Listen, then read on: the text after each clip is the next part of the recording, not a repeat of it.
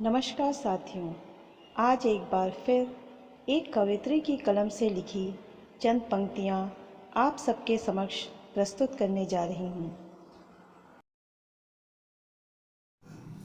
आज कलम उठाकर लिखने जो बैठी, समझ ही नहीं आया किस बात पर लिखूं।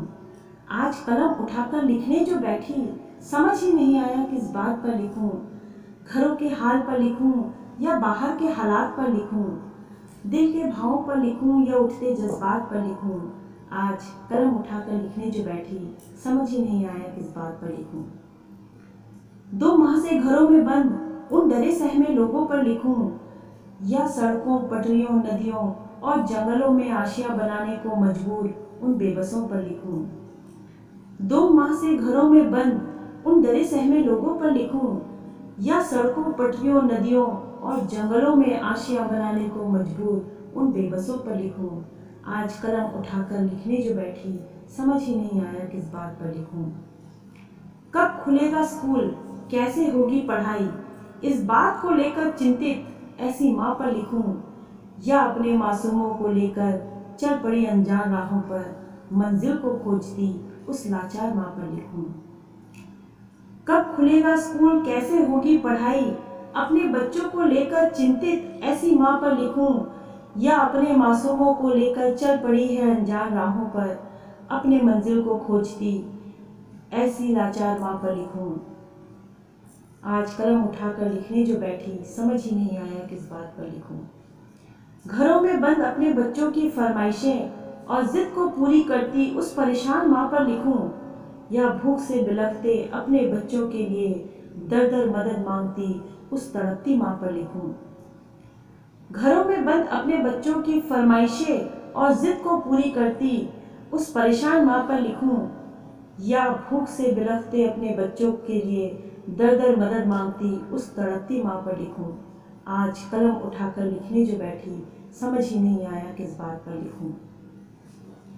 अपने वेतन का हिस्सा और भत्ता कटवाकर भी शासन के प्रति समर्पित उस सरकारी कर्मचारी पर लिखूं या सच्ची खबरों से दूर सिर्फ हिंदू मुस्लिम का मुद्दा और नेताओं की बेबाक बहस दिखाती आज की तत्पर मीडिया पर लिखूं।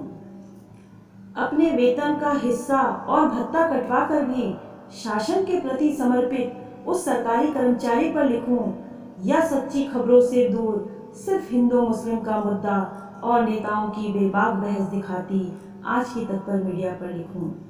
आज कलम उठाकर लिखने जो बैठी, समझ ही नहीं आया किस बात पर लिखूं। घर से दूर इस महामारी से लड़ते हर स्वास्थ्य कर्मी, पुलिस कर्मी, सफाई कर्मी की जाबाजी पर लिखूं या तमाम तरह के चंदा इकट्ठा कर और कई तरह के नियम बनाकर भी एक सही दिशा निर्देश देने में अक्षम उस बेबस सरकार पर लिखूं।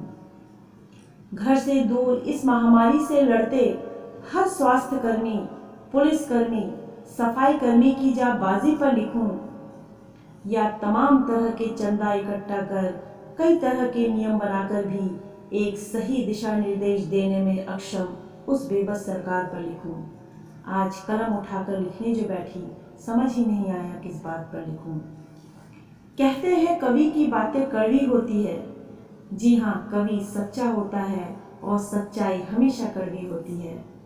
कहते हैं कि कवि की बातें कड़वी होती है।